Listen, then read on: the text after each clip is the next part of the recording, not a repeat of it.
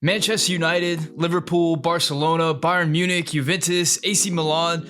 From humble beginnings, these clubs rose to power and came to dominate the world's most popular sport. But while these names represent some of Europe's biggest clubs, they all share one peculiar commonality. They are not from Europe's biggest cities. In fact, of Europe's 15 biggest cities, only Madrid has consistently produced one of Europe's most dominant clubs. Today, we're going to explore how the great clubs in world soccer came to be the great clubs in world soccer. We're going to find out why the biggest clubs in the world traditionally did not come from the biggest cities in the world. And finally, we're going to look at whether or not history is repeating itself in the United States.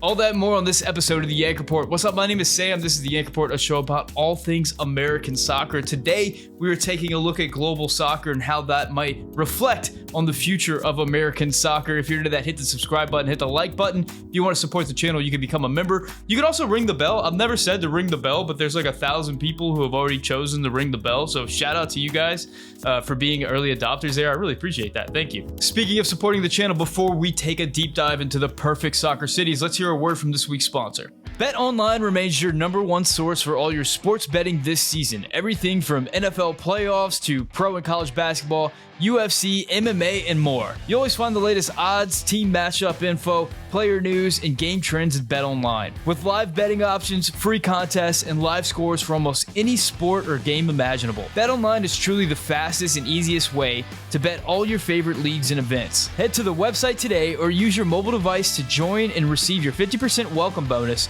with your first deposit. Make sure to use promo code BELIEVE to receive your rewards. BetOnline.ag, where the game starts. To find out how some of the biggest clubs in the world became the biggest clubs in the world, we have to start at an unlikely place: Europe's Industrial Revolution. Now, without going into too much detail, around the late 1700s and early 1800s, the Industrial Revolution began sweeping through Europe. With the Industrial Revolution came factories, and with those factories came jobs. Across Europe, workers left their farm life in the rural areas behind and began to migrate to the larger industrial cities to begin careers as factory workers. Some of the bigger industrial cities at that time were places like Manchester, Liverpool, Turin, Dortmund, and Milan. The gradual development of a working class with both leisure time and expendable income eventually led to the establishment of soccer clubs, founded by local pubs, religious groups, workers' unions, and sometimes the factories themselves. The clubs offered the workers a sense of place and community in their new cities. Supporting the local club offered a quick way to belong and an opportunity to socialize and express themselves. The local club also became a major source of town pride. Europe's industrial factory cities aren't often written about in the most glowing light, but soccer offered these communities an opportunity to garner headlines for something positive. For many of these industrial cities, the local club and the town identity are completely intertwined. As Manuel Veth writes in his article, The Birth of a Modern Game During Britain's Industrialization, the birth of fan culture is a direct result of the working class discovering their identity. I love that quote, discovering their identity. The sport's working class history is well established. Most fans are well aware that many of Europe's clubs were founded by factory workers. But this does not explain why most of Europe's biggest clubs did not come from Europe's biggest cities. The 2009 book Soccernomics by Cooper and Szymanski explores this subject in detail.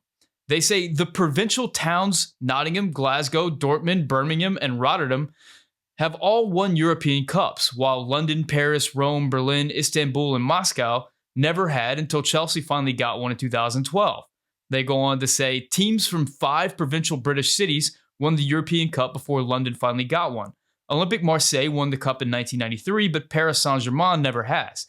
Porto won it twice since Portugal went democratic, while the Lisbon clubs have been winless since 1962. Clubs from Milan and Turin have a combined total of 12 trophies, Roman clubs 0. The cup has gone to Munich and Hamburg, but never to Bonn or Berlin. For many years, in fact, neither of those cities even had a Bundesliga team. Clearly, there is something happening here. The factory cities who saw their populations rise during the Industrial Revolution were able to produce clubs that became the dominant forces in Europe, while most of Europe's biggest cities failed to keep up.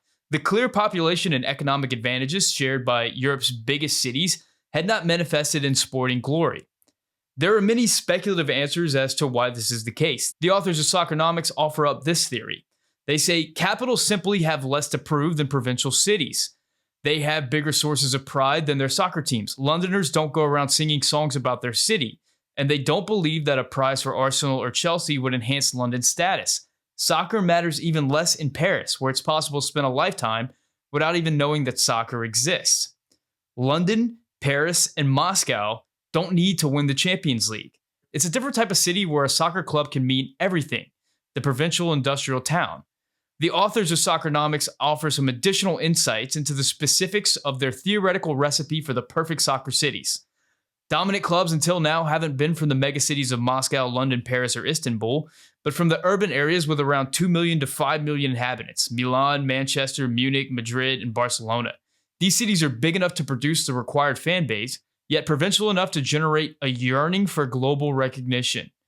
Now, I know there are many out there watching this who may be thinking, what about Real Madrid? Madrid is one of the most successful clubs in the history of world soccer. Madrid is also the capital city of Spain and one of the biggest cities in Europe. Why is Madrid different? Well, it's a complicated and controversial story involving General Franco, the former ultra-right-wing dictator of Spain, and his involvement or lack thereof, depending on how you see it, with Real Madrid. It's an interesting story that I encourage you to look into, but it's a story that's a bit beyond the scope of this particular video. The point is, the classic age of European soccer came to be dominated not by the great capitals with their large populations and historic and cultural importance, but by the smaller industrial factory cities across Europe. Now, we've entered into a new age in European soccer. Globalization and foreign money has created a paradigm shift in the power balance. Billionaires with big bankrolls have brought soccer success to some of Europe's cosmopolitan cities. Some traditional powers are struggling to keep pace as the gap between the haves and have-nots continues to widen. But as Europe looks to stabilize in the new era of the super billionaire owner, is soccer history beginning to repeat itself across the pond in the United States? Since hosting the 1994 World Cup and the subsequent establishment of MLS, soccer has slowly but surely grown in popularity across the United States. And while the league is still a long way behind its top European counterparts in terms of top-end quality and the all-important TV ratings, MLS average attendance is a lot higher than you might expect. And guess which teams are leading the way in terms of attendance? According to MLS attendance records, which to be fair are a bit debatable in their own right, the American clubs with the league's highest attendance in 2022 include Atlanta United, Charlotte FC, Seattle Sounders, Nashville FC, and Portland Timbers. None of the top 5 teams in average attendance rank among the top 10 biggest cities in the United States. In fact, LA Galaxy and LAFC are the only teams in MLS to be both top 15 in MLS attendance and top 10 in city population in the United States. If we account for the largest metros in the United States, only Los Angeles and Atlanta are represented on both top 10 lists for population and attendance. When you look at the bottom half of the average attendance in MLS, you'll find some of the biggest cities and metros in the United States: New York, Chicago, Houston, Dallas, Miami, DC. Granted, 1 year of average attendance is hardly enough information to draw some large conclusions, but attendance records from 2021 and 2020 paint a similar picture. It is not the large markets in MLS leading the way, but rather the smaller cities like Nashville, Seattle, Austin, and Charlotte.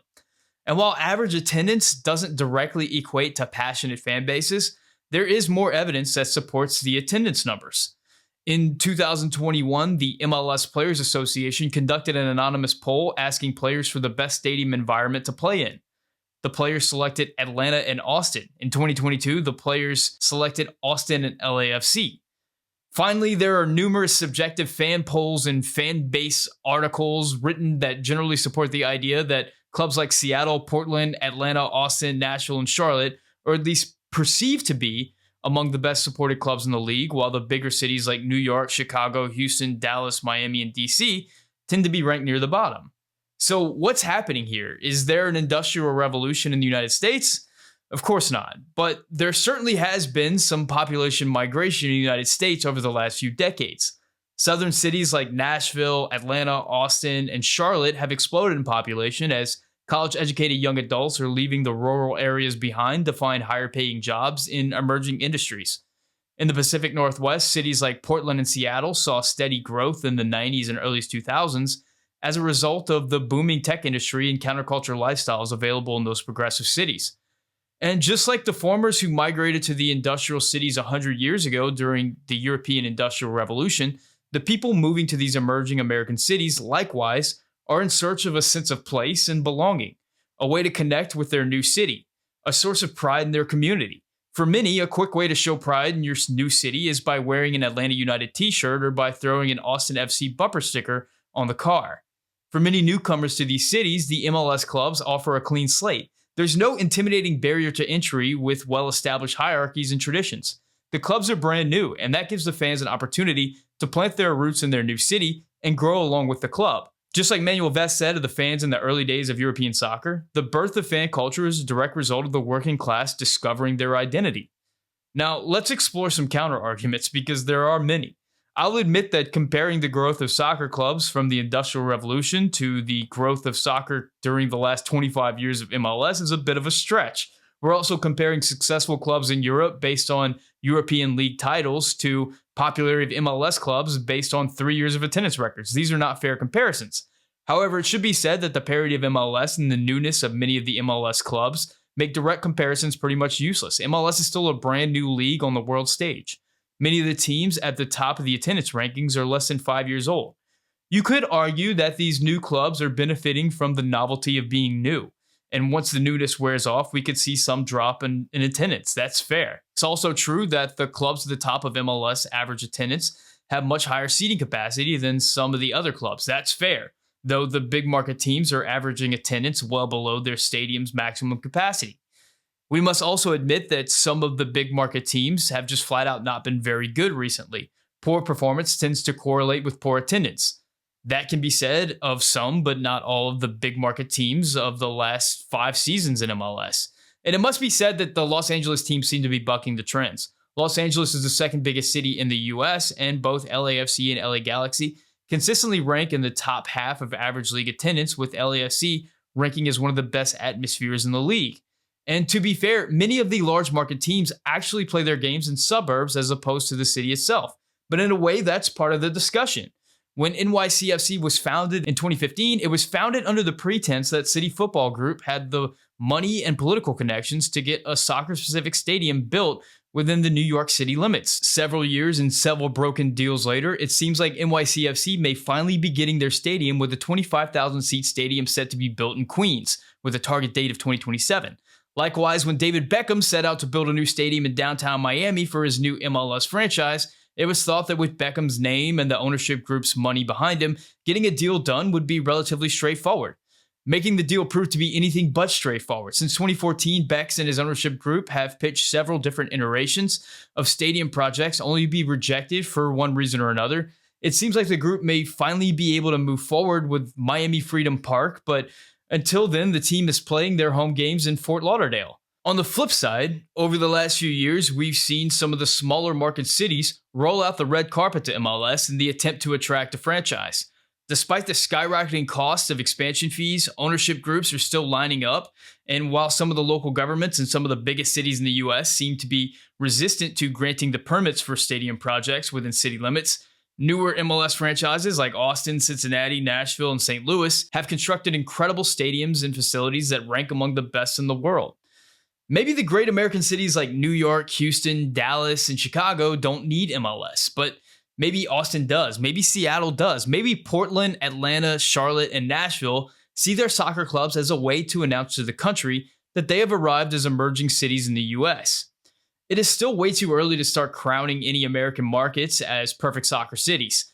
The league is still in its infancy. Many of the clubs are less than a few years old, and the league is continuing to expand.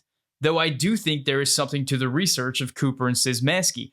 The idea that the theoretical perfect soccer cities are big enough to produce the required fan base, yet provincial enough to generate a yearning for global recognition.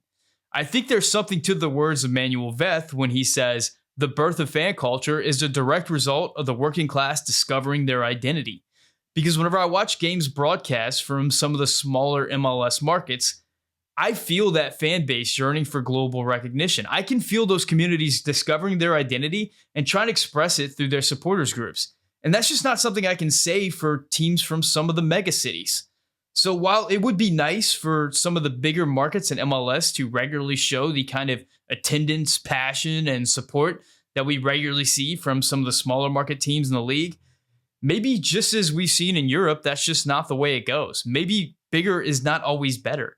And maybe some of the emerging American markets with their raucous supporter groups and stadiums filled to the brim are setting the stage to be perfect soccer cities. All right, guys, I'm super curious to get your reactions to this one. I know it's a bit of a stretch, but it's an idea that whenever I kind of started thinking about it, it just made so much sense that I wanted to bring it out there, connect these dots for you guys and to see what you had to say about it. Now, look, before I get a bunch of comments from the big market teams for me like criticizing the fan bases, remember I pulled average attendance numbers. So if you want to show that you guys support your teams, get out there, get in the seats, and boost up those average attendance numbers, and I won't have anything to say. So what are your thoughts? Did you ever really think about how some of the biggest soccer clubs in the world did not come from the biggest cities in the world? And do you think that we're seeing a similar trend happen in the United States?